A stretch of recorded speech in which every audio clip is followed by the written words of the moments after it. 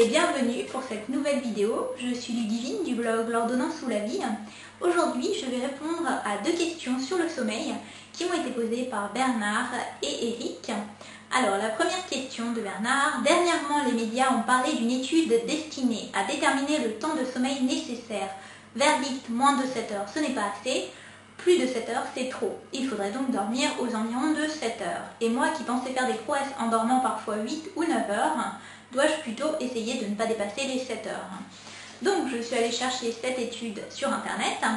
Et en fait, c'est une étude qui cherchait un lien entre le temps de sommeil et les maladies cardiovasculaires, comme par exemple la crise cardiaque ou infarctus du myocarde. Et cette étude retrouvait un risque de faire une crise cardiaque multiplié par 2 si on dormait moins de 5 heures par nuit ou alors si on dormait plus de 9 heures par nuit.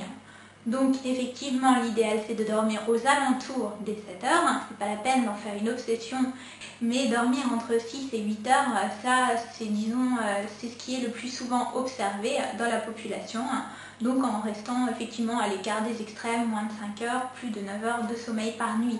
Après, c'est pas parce qu'on fait une fois un excès, on va dormir 9 heures que tout de suite on va faire une crise cardiaque, bien entendu.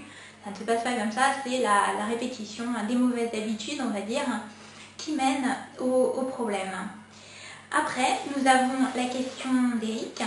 Donc Eric qui écrit: la question du sommeil est également une question que je trouve très intéressante, car à la base d'un bon équilibre que je n'ai pas encore su trouver. Je travaille beaucoup, je rentre tard et je ne peux ni ne veux pas me coucher tôt et dors finalement 7 heures par nuit. En dormant 7 heures, je me lève fatiguée et il me faut du temps pour émerger. Paradoxalement, quand je fais la grasse mat, que j'adore, je peux dormir 10 à 11 heures d'affilée et être tout aussi fatiguée. On parle toujours de rythme de sommeil, est-ce aussi important qu'on le dit et comment les gérer au mieux? Donc, cette question, effectivement, est en complément de la première question à laquelle nous avons répondu en disant que voilà, dormir 7 heures par nuit, finalement, c'était très bien, puisque c'est la bonne moyenne. Après, concernant la fatigue, là, il y a peut-être un autre problème qui se situe au niveau de l'hygiène de vie et des mauvaises ou bonnes habitudes que l'on prend avant de se coucher, mais aussi en se levant, parce que les deux influent sur le sommeil.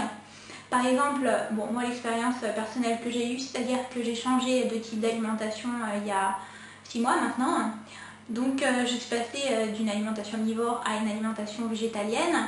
Et ce dont je me suis rendu compte, c'est que moi qui avais plutôt l'habitude de dormir beaucoup par nuit, en général 8h, 8h30, je me suis rendu compte que là en fait je me réveillais beaucoup plus tôt le matin. Et ce qui fait qu'au final je dors 1 heure de moins par nuit, spontanément comme ça, et ça, pour moi, ça me convient très bien maintenant.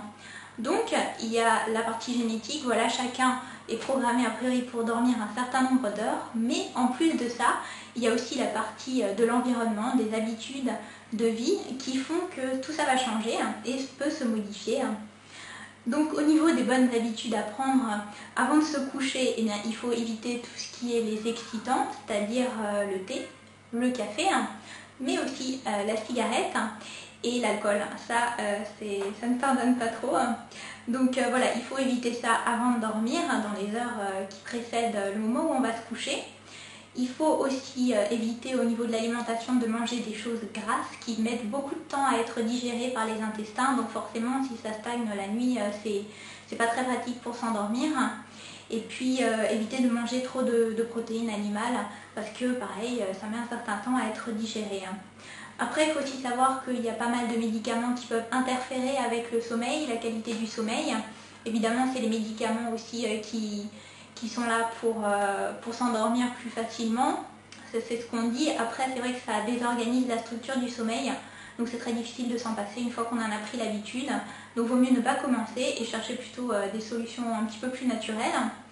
Après, ce qui est aussi intéressant à savoir, c'est qu'il y avait les travaux du docteur David Servan-Schreiber qui était allé chercher justement des causes en fait aux problèmes pour se réveiller et puis qu'on avait du mal à émerger justement un peu comme Eric le décrit, et qui avait trouvé en fait des études assez intéressantes qui étaient en faveur des stimulateurs d'aube. Donc en fait ce sont des appareils qui vont reproduire le lever du soleil et donc on programme bien avant de se réveiller et quand la lumière est au maximum, c'est-à-dire comme si le soleil était levé. En fait, pour le corps, c'est un signal physiologique qui va amener la partie métabolique du corps, donc les hormones, en fait, à libérer du cortisol et à sécréter toutes les hormones qui amènent au réveil. Donc on va réaugmenter la température du corps et donc on se réveille, d'après ces études, beaucoup mieux et en meilleure forme.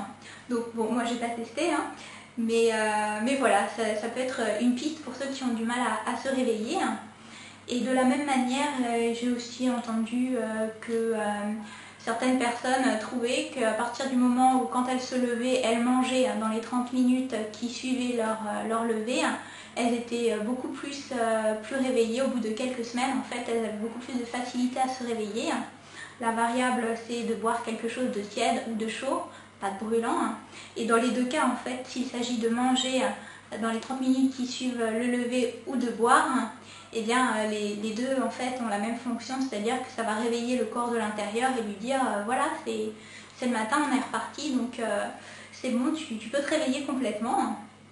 Donc voilà ce que j'avais à proposer à Eric et puis à tous ceux qui regardent cette vidéo par rapport à l'hygiène de vie et par rapport au rythme de sommeil. Voilà, bon, j'espère que j'ai pu répondre à vos questions. Si cette vidéo vous a plu, n'hésitez pas à la partager bien entendu. Et puis sinon, je vous dis à très bientôt pour une prochaine vidéo sur l'ordonnance sous la vie.